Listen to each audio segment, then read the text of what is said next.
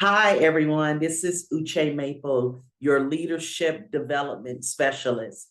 First and foremost, I'm just excited that you're here today, excited that you're joining me because we have such an amazing video and content coming up. So, you welcome for the next 3 days. I will be dropping videos in terms of how fear is impacting you from being a successful entrepreneur. And I'm really talking to my people who are working in corporate America right now, because as we know, we've seen that companies are dropping people like flies. And I know that fear is there because it was there for me. And I didn't know what a backup plan was. Forget backup plan. I didn't even have a plan on how to make money. Yes. Hence, which is why I want to invite you to come and join me next week for the 2-day workshop that I'm hosting on how your currency is your knowledge. That's how we make money. We make money by the knowledge that we have so that we can teach, help others to improve their lives. Yes, yes, yes. All right. So I'm excited to be here. I'm excited that you have decided to join me. And for those of you who don't know, my claim to fame is that I was able to retire at the age of 44. Yes, 44. After 22 years, successful years of being in corporate America as part of engineering. Yes, the STEM field. Yes, and now my mission is more than just helping others. It's really to help you create the abundant life that you desire. Right. I want to spiritually walk with you as you are taking on this new journey to understand that you are not alone, to understand that you have all the natural gifts and abilities to help you be prosperous and to live a prosperous life.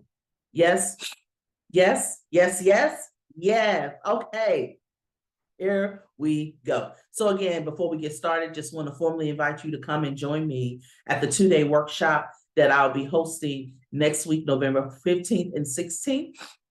It is, excuse me, I'm getting over a cold.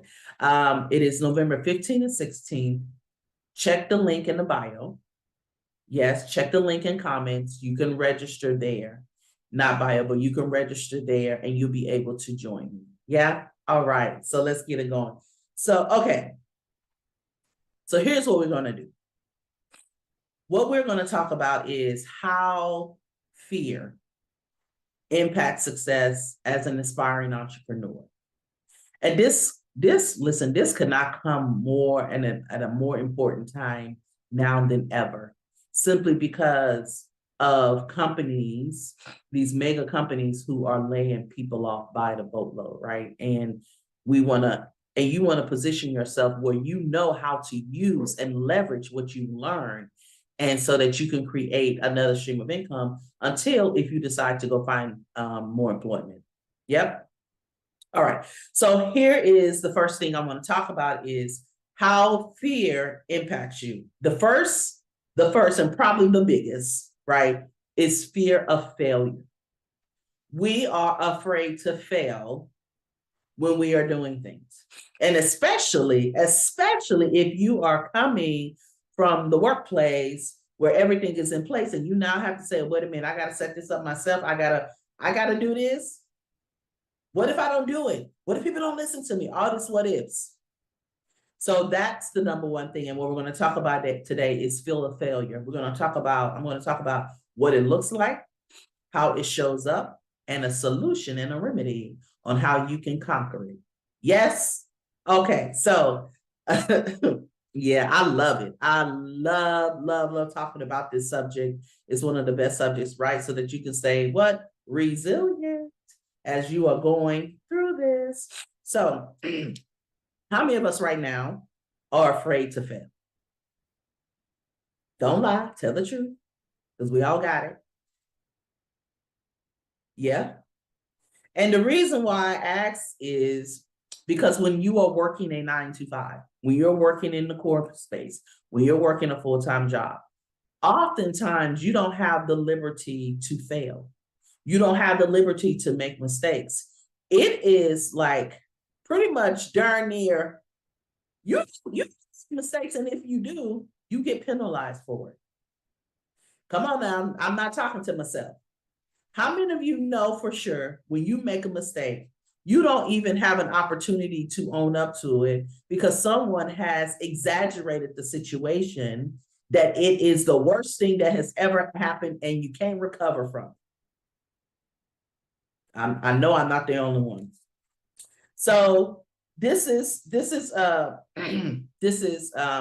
say this is, earlier on when I started working in the workplace, right after, actually, let's just say when I was working in college, right? I was working as a server for a restaurant, and I happened to, and I was learning, I was in training, it was my first time.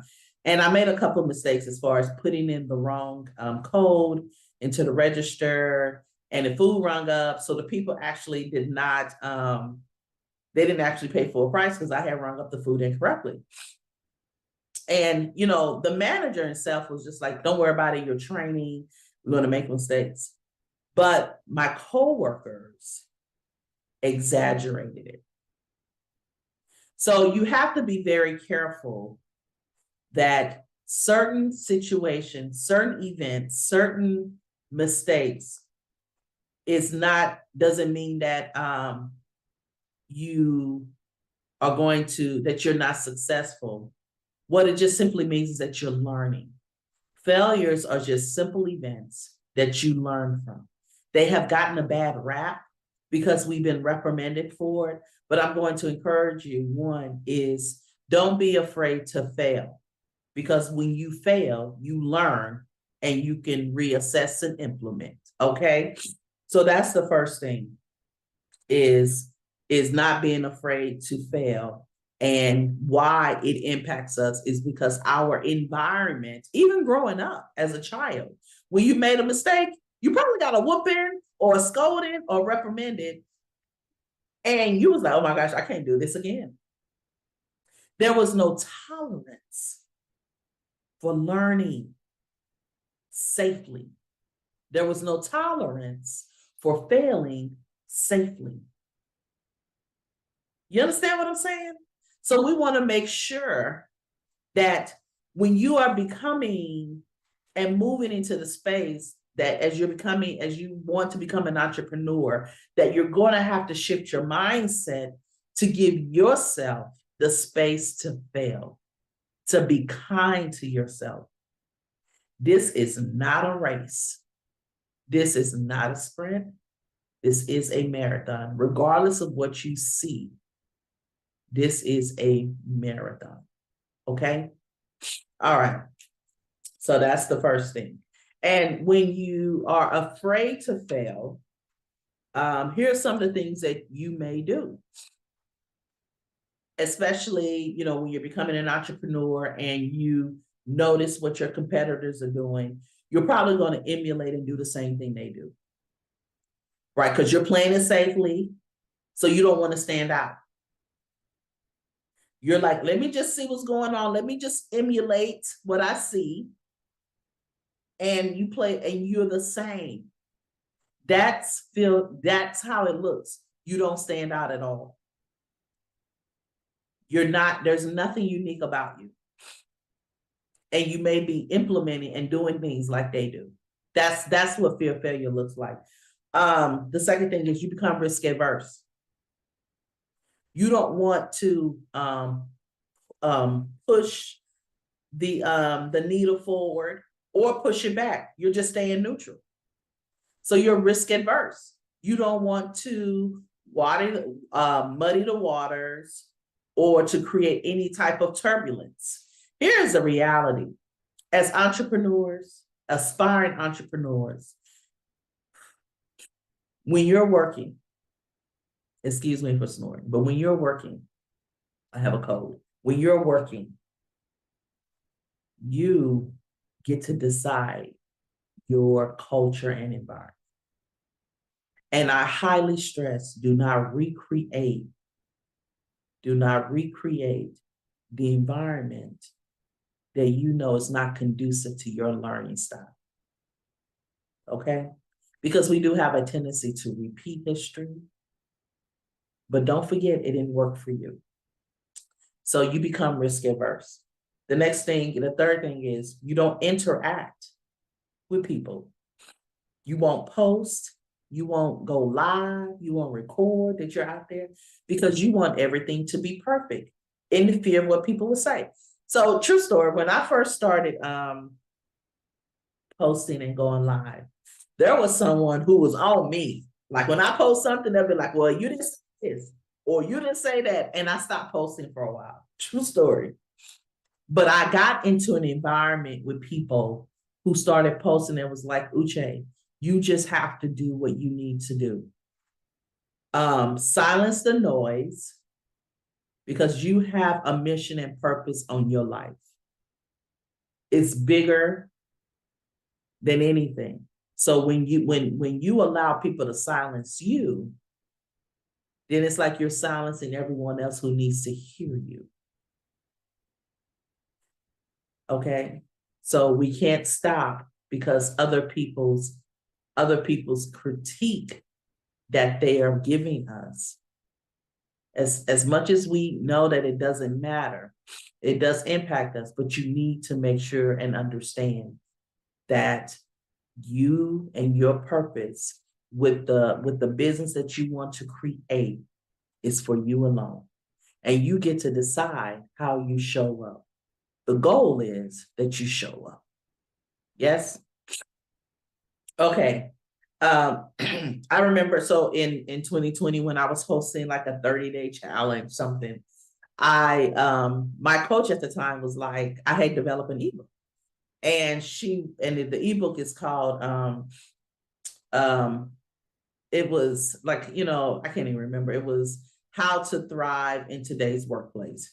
That's what it was, How to Thrive in Today's Workplace. And she was like, how come you got people attending, but you're not selling nothing? And I was like, I don't know. I'm scared. And she was like, so next time you do this, I want you to put into the chat how they can purchase your product. And it was only $10. I said it was only $10. So she was like, make sure you put that in there. But I was afraid because I didn't feel like it was perfect. And I was afraid of what people were going to say. So that's something that we have to overcome. And the more you do overcome, and the quicker you overcome. Because again, it's not about what everyone else is saying. It's about what you need to do to push forward and continue. Correct? Yes. All right. So those are the type of behaviors when you're afraid of failing.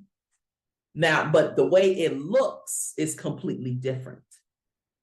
So when you are afraid to fail, you can show up as confrontational, especially if you're around people who hold you accountable. You get upset, you ready to confront because they have pinpointed that you are not doing what you need to do. So confrontational is how it show up. Avoidance, you will avoid the conversation at all costs, avoid even talking about it. Heck, sometimes you might even cancel doing what you want to do because you're like, listen, I just don't want to do this. I'm nervous. Feel it. And that's how it can show up to others. And then lastly, you blame other people. Well, someone will say, well, I thought you were going to do this or host this event or do something. And your comment is, well, such and such didn't get back to me. Or I didn't hear nothing about it. Listen, you are the CEO of your own company. You own it. So you can't blame other people when stuff isn't getting done. It is your responsibility to take action. Right? So how many of you right now can say, that sounds like me? Confrontational? Check. Avoidance? Yes. Blame others? Right? Yes. So that's how it shows up. And here are some solutions on how you can conquer the fear of failure. I tell everyone this: the best way to conquer fear of failure is to get some incremental wins under your belt. So something that you are afraid to do, Do little small things that can move the needle forward, right? So if you are afraid to go live, then just do a recording and do maybe a 3-minute recording of a message that you want to say. Put a post out. Those incremental wins is what help builds the internal confidence in you. It helps solidify that foundation. So you want to make sure that you are getting incremental wins because you can get that feeling of accomplishment, right? And that feeling of success. The second thing is you want to start hanging around with people who are like-minded, who is moving in the area, especially in your industry. One of the things that I notice all the time is that in terms of people who are becoming entrepreneurs, you stay with the same people, but you have to get into that industry that you're in so that you can learn the new trends. What's happening? Where is this industry going? How much money is this industry making? You want to make sure you are aware of that. So you're going to have to get into an environment with the same mindset in terms of learning what's next.